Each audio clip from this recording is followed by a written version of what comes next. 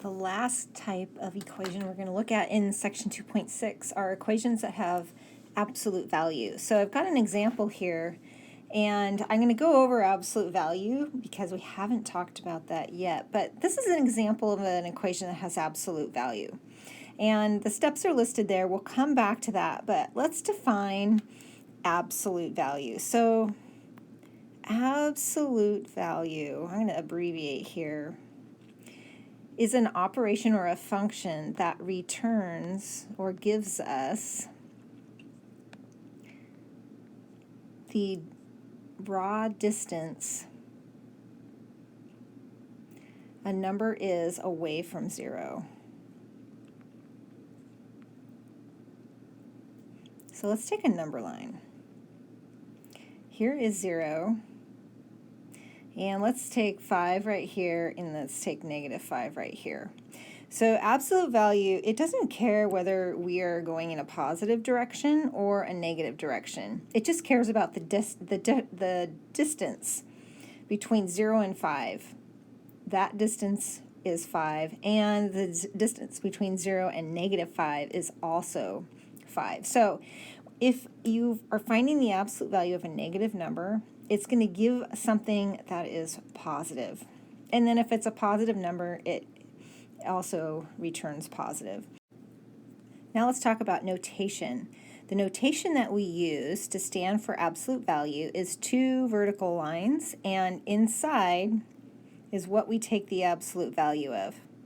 So the absolute value of 5, the distance 5 is away from 0, is 5.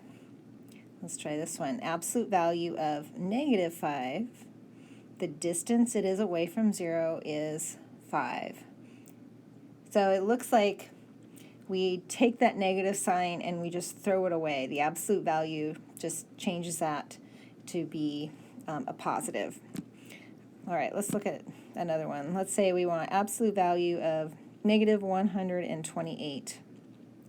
Well, the distance that is from 0 is 128.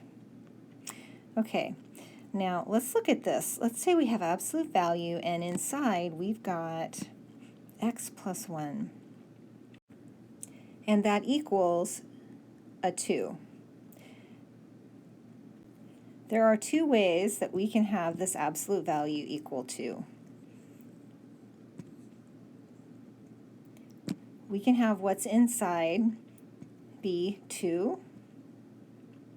We could also have what's inside be -2, because we know the absolute value of -2 is 2.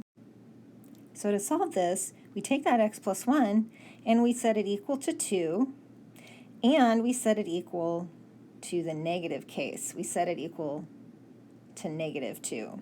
All right, because we just showed up here that a 2 inside the absolute value will equal 2, and a -2 inside the absolute value will equal 2. So x plus 1 can either be +2 or -2. We solve these 2 equations. We're going to get x equals 1 as a solution, and subtracting 1 from both sides here, we're going to have x equals -3. And we can test those both out. All right, let's take x plus 1 and plug 1 in for x, so we get 1 plus 1. Well, that's 2 inside the absolute value. Absolute value of 2 is 2. Now let's plug in -3. So -3 plus 1,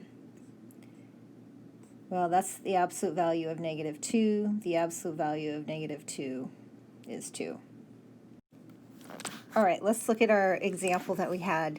We want to isolate the absolute value. It's isolated. It's by itself on the left side. And now we take what's inside, the x minus 4, and we set it equal to the positive case, which is +10, and we set it equal to the negative case, so we set it equal to -10. And we solve those 2 equations, so we're going to get 2 answers. We add 4 to both sides. We end up with x equals 14 as one solution. And here, add 4 to both sides. We get the solution x equals -10 plus 4, so that's a -6. let's look at this example.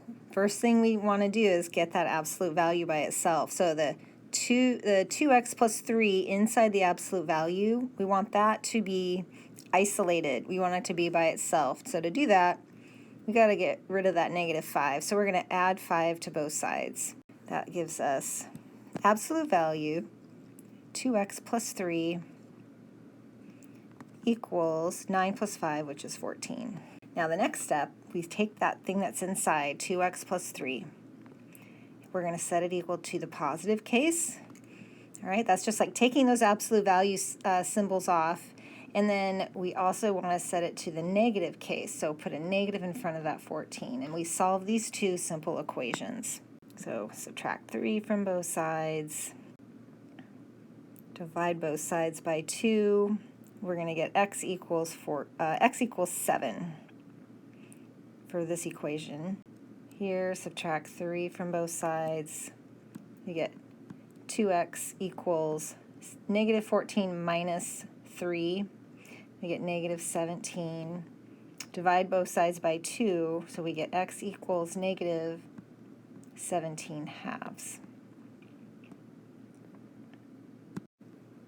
All right, let's look at this one. We've got 3x minus 7. The absolute value of 3x minus 7 equals negative 6. So we define the absolute value as being the distance away from 0 without a direction, without negative or positive. So here we have a negative 6. So this is not possible. We can't have something inside absolute value and then have that be equal to something that's negative. That goes against the definition. Let's do this one to get some more practice. Now, it does equal a negative 6, but before we determine that it's not possible, let's isolate that absolute value. So we're going to add 10 to both sides to get that absolute value all by itself. We end up with absolute value 5 minus 3x equals negative 6 plus 10. Well, we end up with a positive 4. So as long as that's positive, we can go ahead and solve.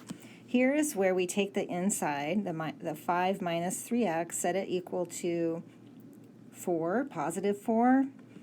5 minus 3x equal to a negative 4. And we solve both of those. So subtract 5 from both sides here. We get negative 3x equals negative 1. Divide both sides by negative 3. We get x equals, the negatives are going to cancel and we're going to get a positive. So positive 1/3. Over here, subtract 5 from both sides. We get negative 3x equals negative 4 minus 5. We get a negative 9.